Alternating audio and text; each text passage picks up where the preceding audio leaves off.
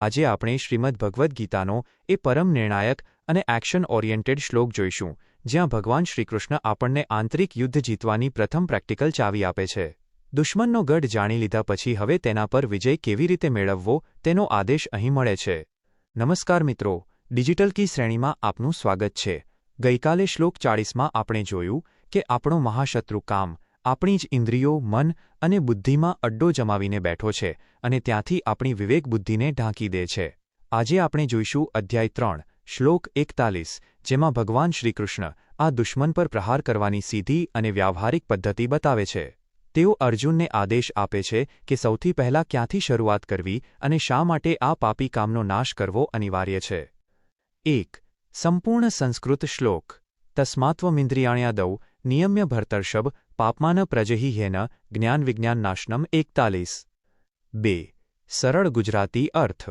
શ્રી ભગવાન બોલ્યા, તેથી હે ભરત શ્રેષ્ઠ અર્જુન, ભરતર્ષભ, તું સૌથી પહેલા આદૌ પોતાની ઇન્દ્રિયોને વશમાં કરીને નિયમ્ય જ્ઞાન અને વિજ્ઞાનનો નાશ કરનારા જ્ઞાન વિજ્ઞાન નાશનમ આ પાપી કામને પાપમાન એન નિશ્ચિતરૂપે બળપૂર્વક મારી નાખ પ્રજહિ. 3 અને 4 પ્રશ્નો અને તેના ઉત્તરો. 1. ભગવાન સૌથી પહેલાં કોને વશમાં કરવાનો આદેશ આપે છે? જવાબ: ઇન્દ્રિયાણી આદૌ નિયમ્ય, સૌથી પહેલાં પોતાની ઇન્દ્રિયોને નિયમમાં કે કાબૂમાં કરીને. 2. ભગવાન અર્જુનને કયા ગૌરવશાળી નામથી સંબોધે છે? જવાબ: ભરતર્ષભ, ભરતવંશના રાજાઓમાં શ્રેષ્ઠ અથવા સિંહ સમાન પરાક્રમી અર્જુન. 3. કામને કેવો ગણાવ્યો છે અને તેની સામે શું કરવાનો આદેશ છે? જવાબ: પાપમાનમ, પાપનું મૂળ પાપી, અને પ્રજહિ, તેનો બળપૂર્વક ત્યાગ કર અથવા તેને મારી નાખ. 4. કામ મનુષ્યની અંદર રહેલી કઈ બે મહત્વની શક્તિઓનો નાશ કરે છે? જવાબ: જ્ઞાન વિજ્ઞાન નાશનમ, જ્ઞાન અને વિજ્ઞાન બંનેનો નાશ કરે છે. 5. અહીં જ્ઞાનનો ચોક્કસ અર્થ શું થાય? જવાબ: શાસ્ત્રો, સંતો કે પુસ્તકો દ્વારા મળેલું પરોક્ષ આત્મજ્ઞાન કે સાચી ખોટી દિશાની સમજ. 6. અહીં વિજ્ઞાનનો આધ્યાત્મિક અર્થ શો છે? જવાબ: અનુભૂતિ, રિયલાઇઝેશન, એટલે કે જે જાણ્યું છે તેને જીવનમાં અનુભવવું, કે ટેકનિકલ ભાષામાં તેનો પ્રાયોગિક અનુભવ, પ્રેક્ટિકલ એપ્લિકેશન હોવો. 7. ભગવાને ઇન્દ્રિયોથી જ શરૂઆત કરવાનું કેમ કહ્યું? જવાબ: કારણ કે ઇન્દ્રિયો એ બહારના વિષયોમાં પ્રવેશવાનું પ્રથમ દ્વાર છે. જો દરવાજો જ મજબૂત હશે તો ચોર અંદર ઘૂસી શકશે નહીં. 8. તસ્માત શબ્દ અહીં શું સૂચવે છે? જવાબ: તેથી એ કારણસર, કેમ કે કામ આપણી સિસ્ટમમાં ઘૂસીને આપણને જ ભ્રમિત કરે છે, તેથી વિલંબ કર્યા વિના એક્શન લો. 9. આ શ્લોક કયો વ્યાવહારિક નિયમ શીખવે છે? જવાબ: કે કોઈપણ મોટા શત્રુ કે ખરાબ આદતને હરાવવા માટે શરૂઆત હંમેશા પાયાના અને સૌથી નાના સ્તર ઇન્દ્રિયોના સંયમથી જ કરવી પડે. 10. આ શ્લોક કયા અધ્યાયનો છે? જવાબ: 3જા અધ્યાયનો 41મો શ્લોક. 5. જીવનનો ઉદ્દેશ. 1. ડિજિટલ અને માનસિક ઇનપુટ્સ પર નિયંત્રણ, guarding the gateway of senses.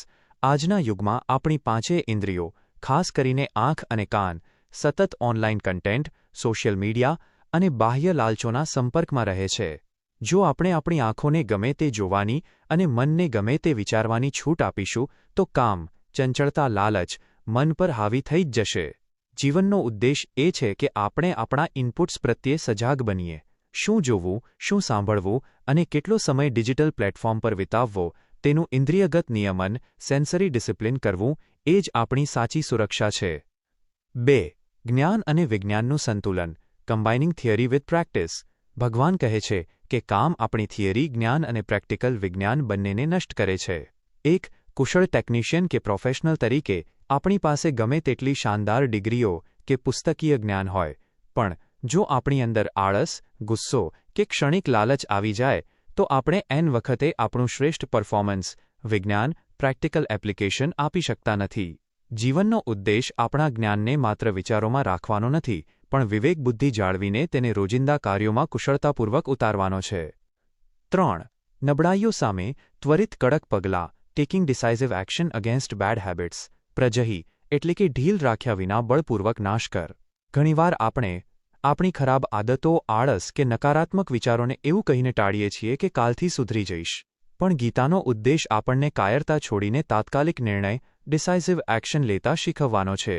જો કોઈ વાયરસ કે કમજોરી સિસ્ટમમાં દેખાય તો તેને મૂળમાંથી જ ઉખાડી ફેંકવી જોઈએ. પોતાના મન પર વિજય મેળવીને જીવનને શ્રેષ્ઠ અને આદર્શ બનાવવું એ જ આપણી પરમ ડિજિટલ કી છે. નિષ્કર્ષ ટૂંકમાં 1.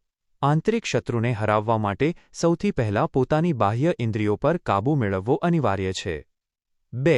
અતિશય લાલસા કે કામવાસના મનુષ્યની સાચી સમજણ, જ્ઞાન અને વ્યાવહારિક અનુભવ વિજ્ઞાન બંનેને નષ્ટ કરી નાખે છે. 3. બહાનાબાજી છોડીને પોતાના દોષો સામે કડક થઈને લડવું એ જ આત્મવિકાસનો એકમાત્ર માર્ગ છે. આવતીકાલના શ્લોકની પૂર્વભૂમિકા.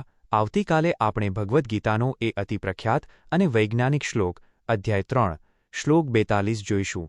ઇન્દ્રિયાણી પરાણ્યા હુરિન્દ્રિયેભ્યઃ પરમ મનઃ, જેમાં ભગવાન આપણા આખા શરીર અને ચેતનાની હાયરાર્કી ચડતો ક્રમ સમજાવશે કે શરીર કરતાં ઇન્દ્રિયો પર છે, ઇન્દ્રિયો કરતાં મન પર છે, મન કરતાં બુદ્ધિ પર છે અને જે બુદ્ધિથી પણ પર છે તે સ્વયં આત્મા છે.